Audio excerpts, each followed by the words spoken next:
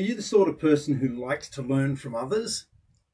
In this episode, I'm talking to Sam Oliver, a Scottish entrepreneur who shares the lessons he's learned, and there's been a few of them, along the way as he's built and exited his business. He got some advice on how to structure an earnout when his business sold to a PE and they didn't quite agree on valuations, and he learned the hard way, and it talks about how it cost him £500,000 for not getting everything quite right. It's really insightful, and I really appreciate Sam being so open and sharing this episode with us. Welcome to the podcast that's dedicated to helping business owners to prepare for exit so you can maximize value and then exit on your terms. This is the Exit Insights podcast presented by Succession Plus. I'm Daryl Bates-Brownsword, and today I'm joined by a very special entrepreneur. Sam, thanks for joining me, and welcome to the Exit Insights podcast. Hi, Daryl. Great to be on. Thank you very much for having me. Brilliant. Now, Sam, you've got a bit of a journey as an entrepreneur and had a couple of cracks at it, like we often do, and have learned some stories and along the way. And I've asked you to share those stories just for the advantage of those who are, I guess, tailing in your wake a bit, or a little bit behind you, and starting to think about their first exit. And learn from your mistakes and your learnings, really. So that's what I'm hoping to tap into. So if there's any question I don't ask, please feel free to jump in and just give us an answer anyway. But why don't you start by just giving us a bit of a potted history, if you like, of your entrepreneurial journey? Sure. At university, I joined the Entrepreneurship Society and also the Trading Society at Edinburgh University. And this was a great place to sort of learn what other people were doing. We had brilliant speakers, success stories, and it was super exciting. At the time, I was studying chemistry, and I was also working in property lettings, so advertising properties to rent to students. And I was really inspired to start my own business. I couldn't sort of see an exciting career in chemistry. And I was much more drawn to businesses, particularly online companies. You know, Facebook was really taking off at this time. The internet was a very exciting place. This is about 15 years ago. And one of the problems I felt was the difficulty of advertising properties online. So I decided to take a year out of university, defer my studies for a year, and with a friend from university, a computer programmer from the informatics department, we decided to start a company together. And our objective was to build a landlord property management software, starting with making it really easy to advertise properties online. The problem was, if you were a private landlord and you wanted to advertise on the big UK marketplaces, Rightmove, Zoopla, Gumtree, Rightmove and Zoopla, you could only advertise through an agency, and it was very expensive. There was no direct opportunity for landlords to advertise.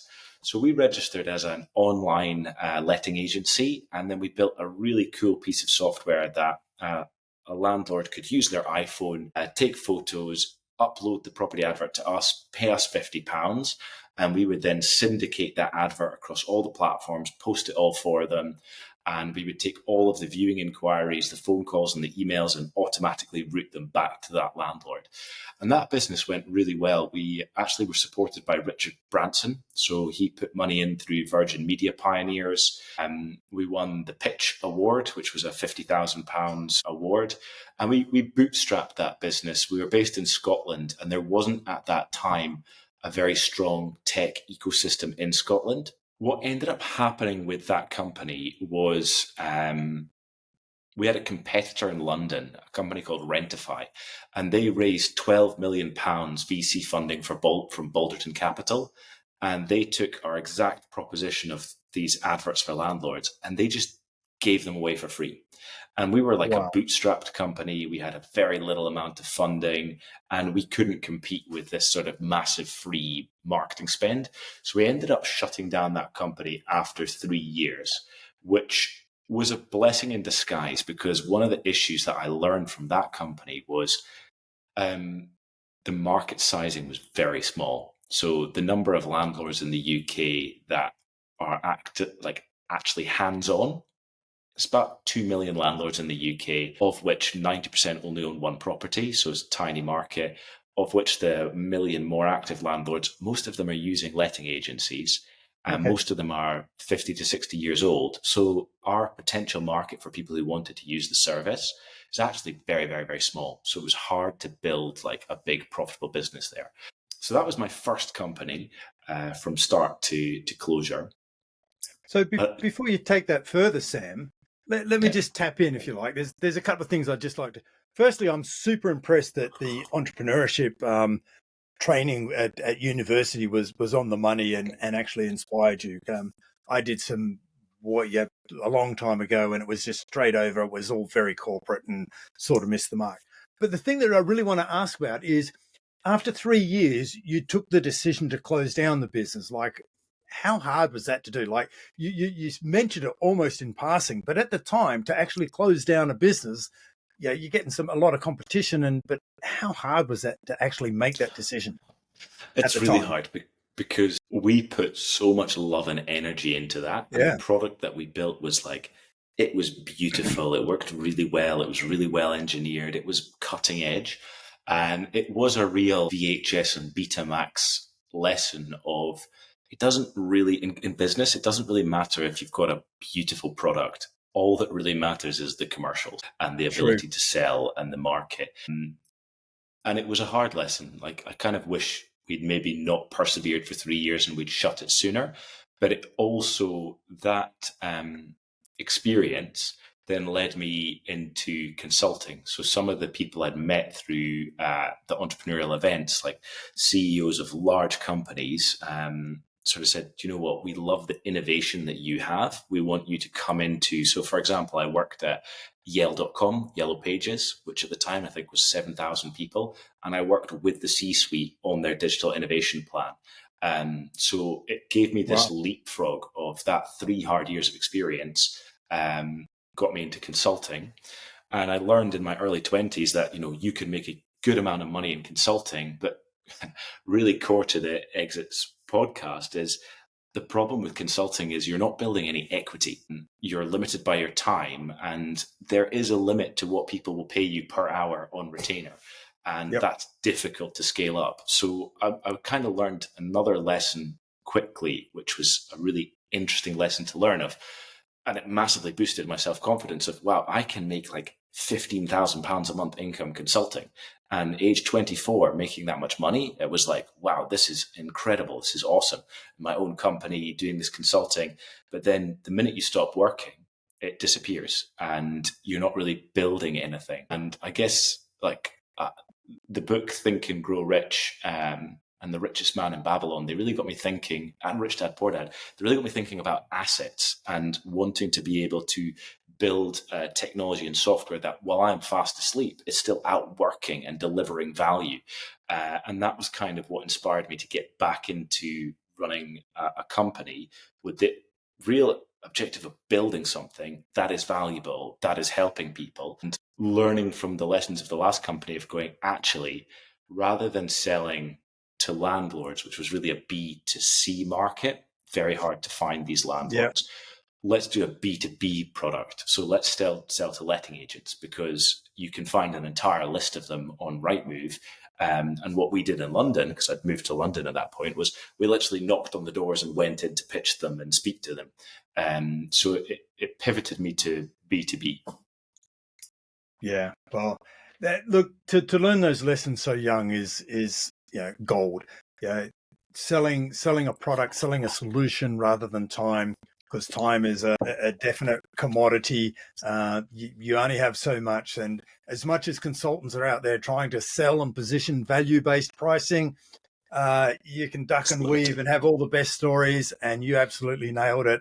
I've seen this myself, that clients will only pay so much, and as much as you try, they'll still coming back, but you only spent this amount of time. Yes, it took 20 years to learn that and all that experience to know how to do it in 20 minutes. Yes, but it took 20 minutes. I don't want to pay for that. And so your wisdom is shining through there, Sam, and what you learned and exited. When you exited the company, I absolutely get, and that's why I asked the question, the pain you went through to actually making the decision because of how much you had emotionally invested in it. Did you even, well, it sounds critical, but Did you have a crack at trying to sell your beautiful product to the competitor that was doing so well? So we did. We'd actually met the competitor in London a year before, and the chap was a very confident, well-connected guy. And he turned around and he said, "You know, when your business fails, contact me and I'll give you jobs." And I thought, oh, what like thing to say. So when we realised that it was going to be very impossible to compete, we contacted him and we said, "Look, this is our customer base. Do you want to buy it?" We reached out to a couple of other competitors. But realistically, we were just too small. We were far too small. And I Yeah. thought maybe we'll go and work for them. That sort of that come and work for me. I even would have taken a job, and there was no job. So there wasn't even an acqui-hire there. The reality, I think, was that they had their own commercial struggles. That issue that we felt as a bootstrapped company of the market isn't really big enough and there's not demand, the pressure of having VC money and expected VC growth, they felt that 10 times more. There wasn't actually the market there to build a £100 million business. Okay, so lesson one, you've learned, you've identified the market, you've identified the sort of proposition you want to take to market. In hindsight, like it was a bitter pill, really hard to exit, but you've moved on now and you've gone, hey, in hindsight, that was the best thing that happened for us. Went out, did some consulting, learned a bit more. Where did that lead you to? Yeah, I would just add in, I think those lessons like competition is important and it's very easy. I see a lot of startups pitching for funding and founders tend to say, there's not really any competition or we're better than the competition. It really taught me that like competition is pretty serious and understanding barriers to entry or competitive advantage or stickiness and having that be part of your plan is really valuable. And it's also valuable for exiting your business. So if you're selling your company, the acquirer is probably going to want to know, will you still have revenue in a company in 6 months, a year, 2 years, 5 years time? Like what is the competitive landscape?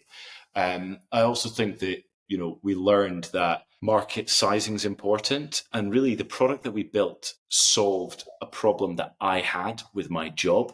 And that's not necessarily the correct way to build a product. You need to understand it more for the market. So with my co-founder, we started a company together again, still in the letting space, this time working with letting agents. And we tried to solve another problem. And retrospectively, we kind of made one of those mistakes again.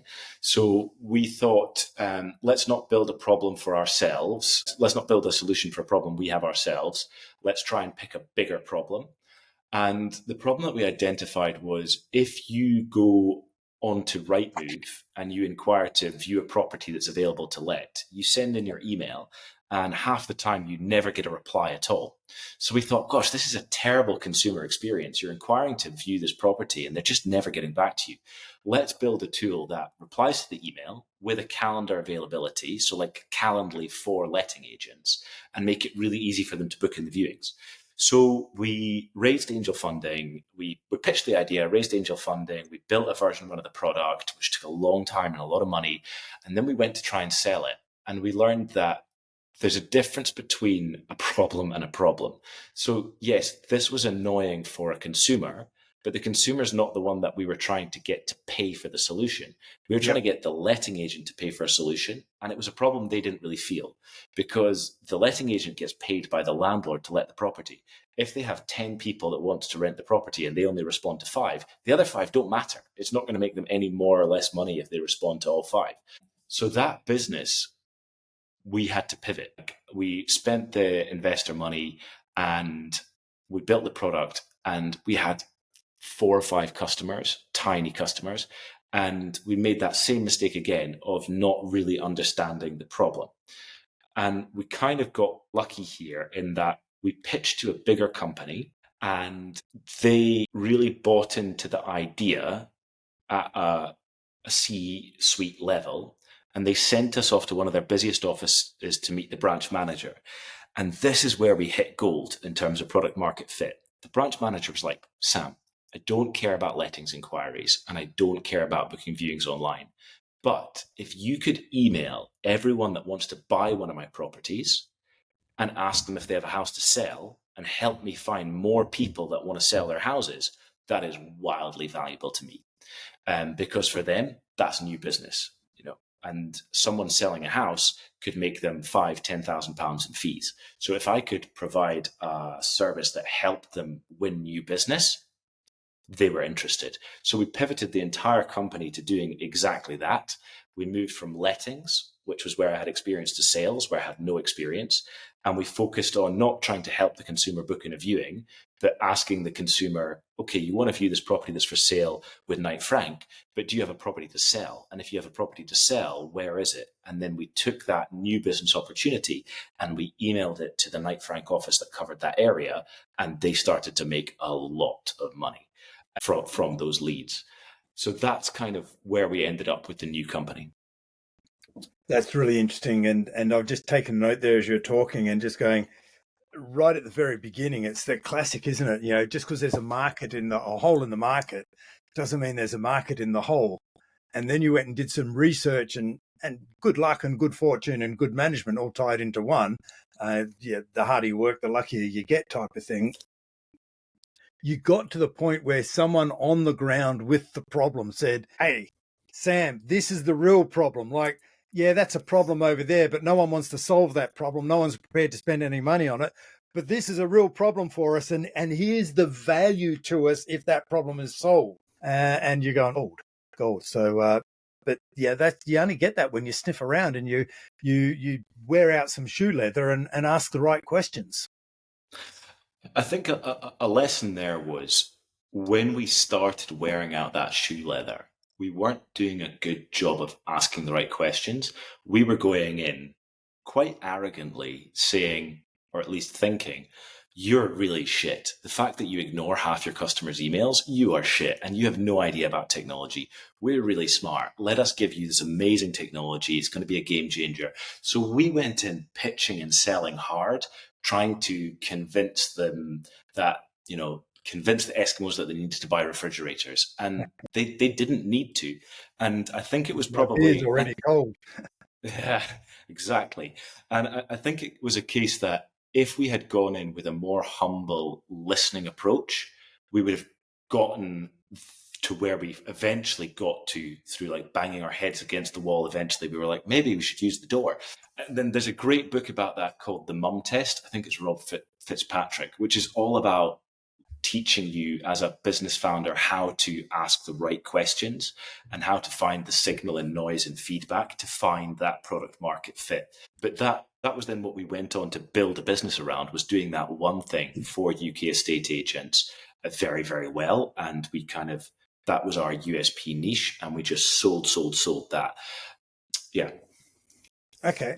So I really appreciate you stopping and pausing and actually extracting the learnings along the way, because if you haven't done it before, I'm sure it's helpful for yourself, but it's gold for the audience. So what happened to that business, Sam? Like you scaled it, you identified on what the real product market fit was. You did some research. I think you mentioned that the client sort of picked it up and ran with it and did really well. What happened to the actual business? So with the actual business, we were in that difficult position of we'd kind of just found product market fit.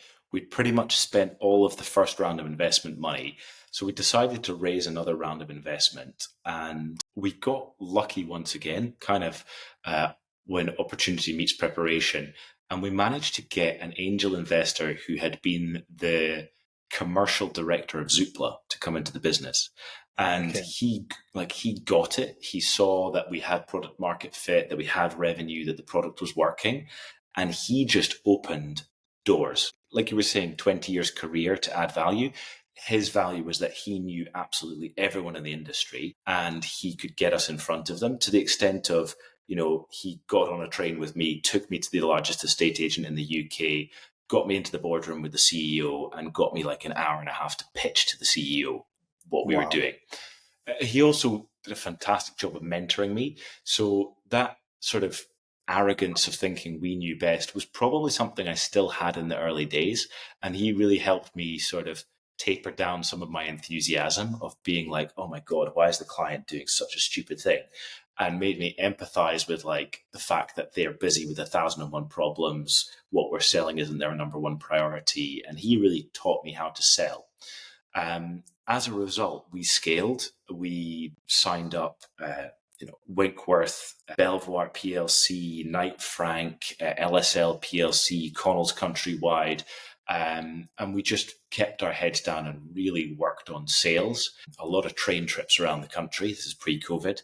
And we got to a place where we were doing very well. We were profitable, which was such a relief. And then COVID hit. And all the estate agents closed. Our revenue completely dropped down to almost nothing. We had staff, and before furlough had come out, like a lot of companies, we were wondering how long can we last. I had to remortgage my house to put money into the business to keep it running. And that was like a super scary time. Sure. We were very fortunate in our industry that also we had really good investors. So they lent money to the company. So I said, look, guys, you put money in as investors. I believe we can turn this around post-COVID, but I've put money in myself. But can you lend us money? And a couple of our larger angels just lent money into the company very quickly and easily. So they really supported us. And we got lucky that the property market caught fire after COVID. Everyone wanted to change their house and move.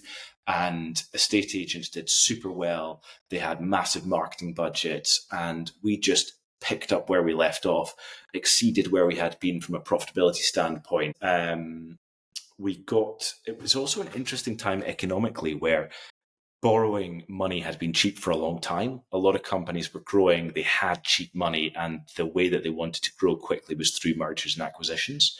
So we had a competitor a Swedish-based competitor, and they actually flew me out to Gothenburg to meet them to discuss an exit opportunity. And then we had a customer who was like a distributor customer, and they also made us an offer to buy the company. And we sort of played those two offers a little bit against each other. Nice. And the thinking for me was, it was difficult because on the one hand, the company was getting profitable and I could see that we could grow really well again and that we could make it a much bigger business. Yep. I would caveat that there were limits there. So maybe we could have got 4 or 5 times bigger, but I didn't think there was a 10 or 100x growth potential. And the challenge for that was, once again, we'd picked a small market. We picked UK estate agents. And yes, it was bigger than UK landlords, but it wasn't a global market, which meant there was really limited growth potential for what we were doing. And either we could change vertical or change geography, but either is almost like starting a new business. It's going from scratch in terms of proof, a lot of integration with CRMs, a lot of product work. So I thought, how much more can I grow this company? If I turn down exit at this stage, which was 5 years into the business, it could be another 5 years before I get to exit. And I had the fresh memory of almost going bust like a year before in COVID. And I thought, do you know what? I am happy to cash in my chips, pay off my housing loan, take my money off the table. But it still has to be a good offer. So the Swedish guys gave us a good offer, but the majority of the deal was in equity. And when we dug into it, it turned out that they had valued us at like 3 times revenue, and then they had valued themselves at 100 times revenue. So the value of the equity that we were getting for the majority of the deal, like, it just didn't make any sense. Yeah. With the other offer that we had, it was from the CEO of one of our customers, and they were majority owner of that business was a hedge fund. So I said to the CEO, I'm interested in this offer, but can I speak to the actual hedge fund owners? So he introduced me to them, and I went for a meeting with them in London. And I basically said, look, we're growing really profitably. We have all these PLC customers. I don't want to sell the company. I came here to tell you in person that I'm really grateful for the offer, but it's like a no thank you. And that was partly a sales tactic, partly true. any negotiation, the person who cares less has the leverage. And I was very happy running the company. I was enjoying my time. Like, I worked very hard, but I was doing exactly what I wanted to do, operating a business, creatively solving problems, building good software. And predictably, somewhat, the hedge fund guys came back and said, well, what's your number? Like, what would you sell this business at? And I had thought about that before the meeting. So I gave them a number and they said, okay, let us come back to you and see if we can do a deal. And they basically came back with a deal which said, we don't think the company's worth that much, but you do. So if you want to do an earnout and you hit the growth that you think, here's a deal that will get you to that number. And for me, I was pretty confident in the company, and the first part of their offer, which was a cash and equity offer day one, was also still a good offer. Like, on its own, it was a good offer. Okay. So I decided to take that trade sale opportunity. Yeah, and that was 5 years in, and it was pretty satisfying to get that offer and decide emotionally I'm ready to get rid of my child and take it. Right. So whenever I hear earnout, I get concerned, just because there's so much experience out there with, entrepreneurs and earnouts, being a bit like oil and water. They just don't mix that well. And I hear stories in the marketplace all the time around earnouts. As soon as I no longer control the business, in other words, I sold my goalposts and the new owner wanted to move them. And so what happened in your experience, Sam? How did the earnout go for you? So overall, it went actually very well. The end result was good, but the process to get there was absolutely awful. So to start with, I made a lot of mistakes. I kept running the business as if it was my business. So Yep. I spent most of my time working on product development and invested a huge amount of resource into building the product suite that wouldn't even come online for a year. So our earnout specifically was tied to revenue growth within 12 months. So it was totally dumb to do this work that wasn't going to I bet they were benefit. grateful. Oh, they're delighted, very happy for me to keep focusing on that. And the other thing that we did, which was terrible, was they had a 100-day plan, which was, okay, we bought the business, the next 100 days we want to integrate you into the company. And on the face of it, it sounded really good. Like, you'll have access to more sales resource, you'll have access to our accounting team, you can focus on sales and growth. The reality was, I'm not going to swear, but very terrible. So I think that I wish we had just stayed focused on sales and growth and said, look, the 100-day plan and the integration work will only start post earnout. So what we had done was, when the earnout started, we integrated their customer support team, which meant training tons of people on customer support who then ultimately didn't do a very good job, and we ended up taking it back in-house. We ended up moving to their CRM, which took a ton of time to move all this data over, to dedupe and merge the data of mutual clients. And it gave us absolutely no value. The CRM that we were using was fine. And cost a ton of time. Ton of time. We also moved accounting over to them. And this was the biggest mess up of all. So what happened was, we were using Xero, which is fantastic for accounting, really good for small businesses. And their accounting department were doing things with annual journal entries. So Xero automated absolutely everything. So when it came to payroll was automated. People would get paid, it would get logged on the chart of accounts. We'd been running it like that for years, no problem. They came in and took over to free up our time, and they didn't know what they were doing. They didn't realize that it was automated. So they manually put journal entries into the accounts for everyone's salary. And what ended up happening was, they double counted everyone's salary. So it looked like we were starting to lose a ton of money, but we weren't. We were growing profitably. And what that meant from a business standpoint was, I thought we were losing money when we were actually making money. And that meant that we didn't reinvest the profits in hiring a bigger sales team. So that was like an absolute nightmare. We also had a really good board. And when we sold the company, we stopped having board meetings, and we basically had board meetings with the new owners. But realistically, they hadn't actually taken ownership of the company yet, because they hadn't paid for it yet. And part of what I negotiated in the contract was that I was staying as CEO with full autonomy of the company for the 12 months, and that they couldn't fire me in those 12 months. And I should have retained my existing board. So almost 4 or 5 months into the earnout, I called up my friend, the former CEO of Yale.com, and said, look, you're super experienced. What's your advice here? And he said, Sam, you're doing all that. I said, there's all this product work that I think we should do, and it'll future-proof the business for the next 10 years. And he's like, Sam, all the hedge fund guys are going to care about is the numbers. All you have to do is hit your revenue numbers. You shouldn't do anything else.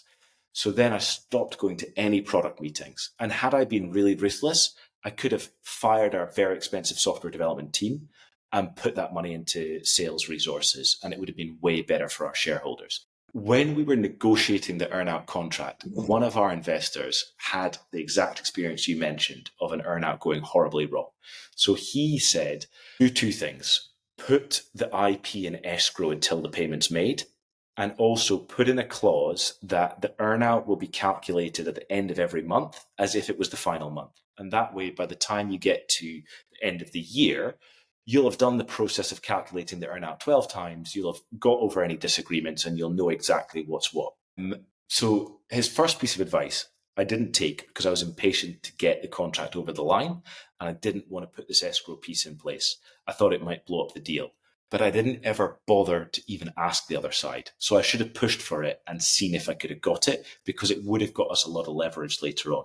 Yes. The other piece was so good, but in the end, it didn't help us at all. So what happened was every month I sat down with the finance director. He calculated revenue growth and calculated the earnout. We recorded the call. We sent it to the group CEO for a sign off, and he came back with, this is the earnout amount. We did it on the penultimate month, and the numbers were looking fantastic, even higher than I thought, higher than they'd thought. And they signed to say, yes, this is the earnout amount. You've got one more month of growth, but this is the current earnout. Our final month, we did one of our best months ever. We really pushed to close all of those customers that had been hanging around, and kind of learned that sometimes being a little bit assertive in sales, of just saying, if you don't buy this month, we're not working with you, worked really well. So we had a bumper month. And then it came to... And you had nothing to lose. Exactly. So it came to the final month's calculation, and we'd done 3 times the revenue growth that they'd expected. In the year, we'd almost 10x revenue. Sorry, 5x. We 5x revenue in the year. So it was really, really good. And we sent them the final calculation following the same process. They came back with an offer which was less than half of the penultimate month. So they'd already agreed this amount in writing. We then had another month that was even better and added a ton more money into the earnout. And they came back with an offer which was absolutely tiny. And I was like, what? I was like, yeah, what? Like, you must be joking. So they then said, okay, the contract says we should go through this arbitration process where we try and resolve it. So their attempt at resolving it was, we had a meeting with me and the finance director, and I said, here's the signed piece of paper where you've said that this is the calculation, and this is you now saying it's a totally different calculation. And he was like, yeah, well, it is what it is, so are you going to accept it or not? And I was like, of course I'm not going to accept it. And he was like, well, you're really not trying to meet in the middle with us here. And I was like, of course I'm not. What are you talking about? On what basis? Yeah. So I basically said, no, we're not going to agree this at all. And they didn't offer any compromise. It was their tiny offer or nothing. So our earnout contract then had an arbitration clause where if we couldn't agree, we would appoint an expert determinator. And the expert determinator had to be an accountant that was registered with the ACW, the Institute of Chartered Accountants for England and Wales. So I emailed like 60 accountants saying, can you quote us for doing this piece of work? I didn't know any of them. There was no conflict of interests. And the average fee quote for doing the work came back at 10 to 15 grand. And I said to the other side, look, I'm happy with any of these accountants. You pick one and we'll get them instructed. And they said, no, we're not going to pick an accountant. And I was like, what do you mean you're not going to pick an accountant? Well, you suggest one. And they didn't suggest an accountant. So what the contract said is, after another month of waiting, if you can't agree an accountant, then you have to pay the ICAEW to select one for you. So they didn't ever try to pick an accountant. They were happy to just let the clock run down, hold on to the money for another month. And then we had to pay the Institute of Chartered Accountants to pick an expert accountant for us, which incidentally cost £12,000 to do, which cost more than getting the experts had already quoted. The other thing was the Institute of Chartered Accountants then have to run a process where they choose the accountant and they email all their members. So this took like another 2 months. So finally, we got assigned this accountant who was the one that had to do the work for us. We had no say. And obviously, it's fantastic for that accountant because they can charge whatever they like. So this accountant, first of all, they were triple the timeline of what they said they were going to be to do the determination. And when they came back, having done the determination, their fee was almost £100,000 for something that we could have got for 10 to 15. And it had now taken like 8 months more time to run through the process. And obviously, for the other side, this makes like total sense for them. Like they hold on to the money for longer, or they have the cash on their balance sheet for longer. Maybe they end up paying more than they would have, but actually it makes sense for them to just drag their heels and let everything go through the contracted steps. So what eventually happened was that expert determinator awarded us almost double their original offer. So this was like a fantastic outcome for us. There was a slightly bitter pill there. So one of our customers was a huge company with about 8,000 employees, and one of our shareholders worked at that company. Now, he worked in a totally different department. He wasn't connected to the deal in any way. But there was a clause in the contract that said any revenue that comes from a customer that has a connected party shouldn't be included in the earnout calculation. And this was our biggest customer. So it ended up being that the value of the earnout from this one customer, it was actually 2 separate customers in total that we had this issue with, but it was over £500,000. So I wrote to the CEO of the company and I said, can you give a written testimony that this was run through a procurement process, that there was no connected party involvement, that this person had nothing to do with this deal, and it's all above board? Because that connected party clause is to kind of stop your brother to start a company and pay you tons of money. Like it's there to protect the buyer. So we got all of this documentation saying that there was no connection between the person, the investor, and the revenue. And the expert accountant said, actually, because they work there, we think it's a connected party, so you're not getting the money. So we lost over £500,000. And the dumb thing here, which is so stupid, was in the earnout contract, connected parties has a legal definition. So it's defined in a corporation tax document from HMRC, I think it's 1997. So if connected parties had been a capital C for connected parties, it would have been a defined term. And the defined term by HMRC is that person has to have a controlling stake in the business for it to count as a connected party. If they're just an employee and they don't have any say or any power, they're not a connected party.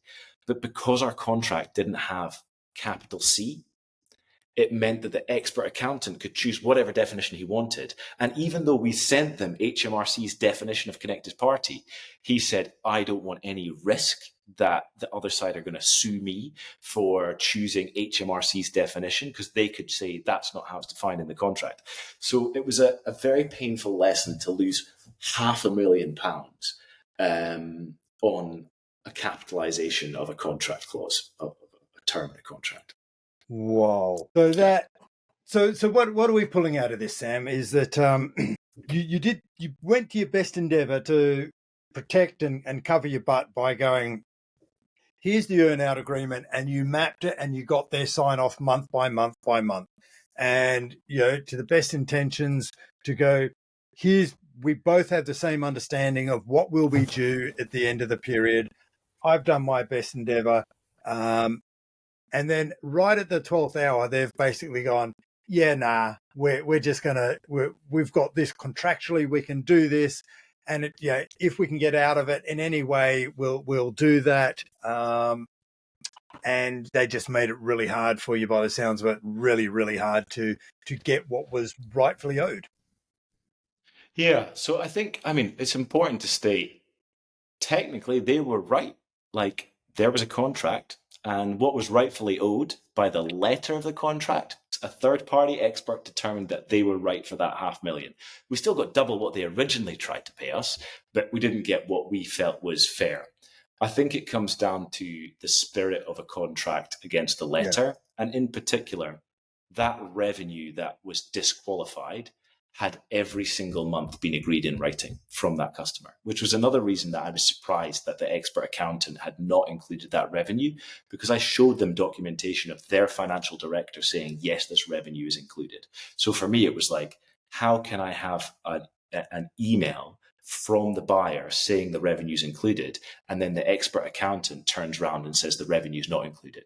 This kind of, I was like, did they like kidnap his daughter and threaten him? Like, how has it been so crazy? I think the learnings are, once again, so another part of the story that's quite interesting is,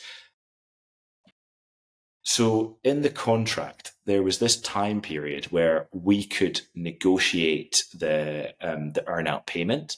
And if we couldn't reach by a certain date the earnout payment, we then had to assign the expert accountant. On the last day that we could reach it, I got notice that my role was at risk of redundancy and that they were going to fire me on the last day, the exact same calendar day that the negotiation for the earnout ended. So another piece here that's really interesting and a good lesson is I ended up getting fired. I had thought, they can't run this business without me. Like, I have all the customer relationships. I know all the software developers. I'm adding tons of value. Like, oh my gosh, I 5x revenue in a year. I'm a rock star. They're going to want to keep me on. I can make them tons more money. And I mean, bluntly, I still think that to chip 500,000 off the payment, they lost out. They would have made more money retaining me and keeping me growing the products in the customer base for longer, which I was interested in doing because the hedge fund guys had bought 5 technology businesses. They were merging them with the view to list them on the stock exchange or have some kind of a liquidity event by doing a roll up. So I was like pretty motivated to stay, be part of this, have a second liquidity event because I still own shares in them. And I was completely blindsided that I really was just a number. I was replaceable. And there was an accountant somewhere who'd said, if we can save like £500,000 plus and just get rid of him, then let's do it. So the lessons, definitely, you have to really think about conflicts of interests and who's in it for what. And you have to not think of people as your friend, no matter how friendly they might be to you. I got completely taken in by the thought that I was going to be there for another 5-10 years. I was going to be a C-suite part of the team.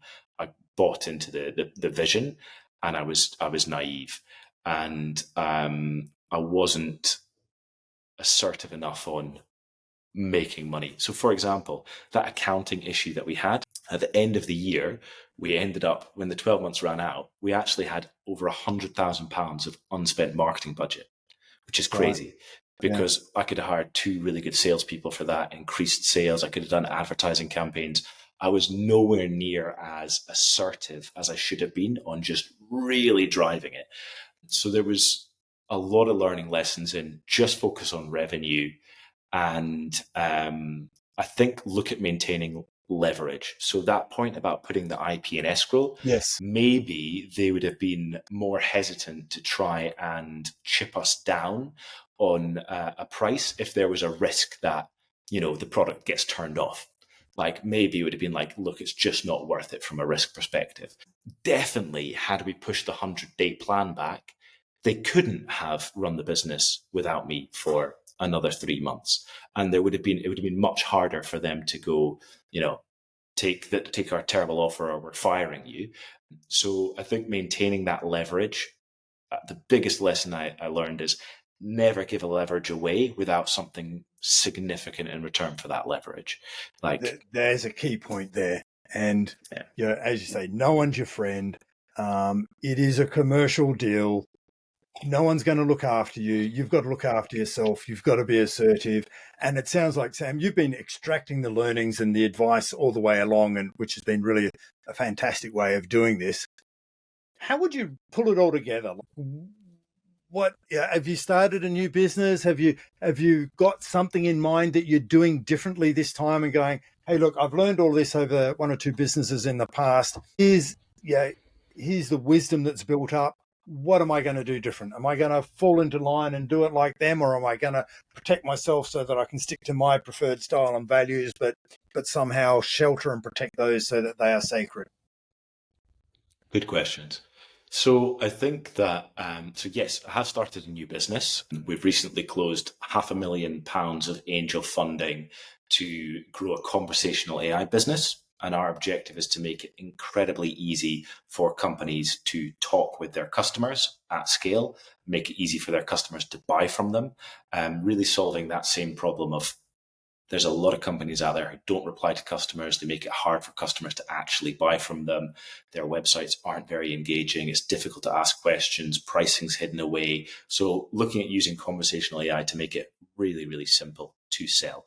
And our first product is a tool called Sales Talk AI. I think what I learned, particularly around selling your business, is there's two components to selling your business. First of all, the acquirer has to have a reason to want to buy it. So maybe you have a trademark or a patent or an innovative piece of technology or a really rock star team, or you have special clients that they want. But there has to be some strategic impetus as to why they're going to buy your business and do all that work to buy your business. The second core component, and to a certain extent, you can influence that. Like you can build your company on a tech stack that is very normal and that people can buy and integrate the technology. You can make sure that you're not utilizing open source code that would make your technology worthless. You can, make sure that you're building a lot of assets and processes. But to a certain extent, it's up to the fate and whims of the market as to why they might want to buy your company. The second component is really the key lesson for me, which is when someone wants to buy your company, what they're willing to pay for the company is going to come down to money. So it's going to come down to the numbers that your business has. What is your profit margin? What is your revenue? What is your growth? What is your market potential? What are the risks?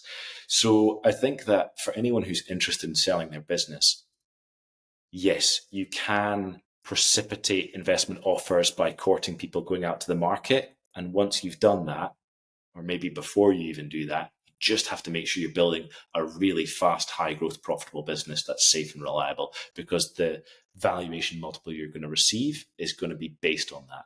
And I've seen people who've invested a huge amount in technology. They've built amazing products, kind of like our first company, but no one wants to buy it because the revenue's not there. The revenue has to be there, and ideally the profitability has to be there. So for our new company, we're really, really, really focused on revenue. Like revenue solves all problems. It solves your hiring problems, solves your marketing problems, and solves your growth problems. So just clinical focus on bringing in revenue and growth. And actually, I think the reason that I've kind of unlocked this mindset was the earnout, because it helped me have this hyper focus on sales. And it made me realize that actually just focusing on sales really does solve everything else. You don't have to go super deep into product. I've probably become an order of magnitude more commercial, and that I think is going to make this new business much more successful. Wonderful. Sam, it's great to sort of sit here and enjoy it, and for you to share and articulate the way you have and go. And as you're telling the story, I'm sitting there going, okay, so here's what I think he's telling. And then you stop and go, and here's what I learned from it, and sharing all of the mistakes and learnings as you go, which has been wonderful. So I wonder if is there a summary that sort of says, look, I've been doing this for a number of years now, and what's the key? Is there a key message or learning that that is you see is really valuable for business owners who are out there, maybe going to sell to a PE type of arrangement and or aspiring to that? Have you got one, consolidated advice or piece of wisdom to share? It's a good question. I think in general, I would just really focus on the concept of value. If you get caught up in thinking, I'm so good, they'd never fire me, you maybe lose the value equation that someone else is making. If you think, I love cycling, I'm going to create my own brand of cycle jackets, you maybe lose track of the value, the unit economics, the choices, the costs. If you go into customers thinking this solution is so useful, you you lose track of the value that they're looking for. So I think it's kind of around focusing on value and doing the very difficult work of empathizing to your buyer. And that's the same as when you're selling to a customer or if you're selling your business to PE or any liquidity event. What is the perceived value that they're wanting to see? So if you always have a laser like focused on the buyer's value, I think that'll solve a lot of problems or questions. So any decision that you had as a business person, I would go back to the very first principles and see what value are we actually delivering to the buyer. And if you're stuck on a decision, asking that will probably lead you in the right path. That's exceptional advice, and I guess, as you're saying, I'm thinking, which buyer is he referring to? Maybe it's both, because part of it could be your proposition to the client, and they're the buyers, and think of it from their perspective. But the other proposition you were talking about is to the investors. They're buying your business as well, and think of it from their perspective, and how do they see value, and how do you make sure you protect and deliver that to them? Sam, Yeah. I really appreciate you sharing your exit insights with us, and good luck with this new venture. I'm sure it'll be absolutely incredible based on the learning and the wisdom and growth you've experienced so far. Thank you so much, Daryl. A real pleasure. I hope you enjoyed this episode of the Exit Insights podcast. And if you have, now's a good time to subscribe and make sure you get notified of all future episodes. Now, if the topics have raised questions about the value potential in your business or how you will exit like a boss, then contact me and arrange a free strategy call where we can discuss what's required for you. Otherwise, if you'd simply like to learn more about how to prepare for when you want to exit, then you can download a copy of our ebook called It All Begins with Insights. The link is in the show notes. In this book, we'll show you how a business insights report can be used to assess your business to uncover your intangible assets and identify the value potential if you're ready for exit and your business is exit ready.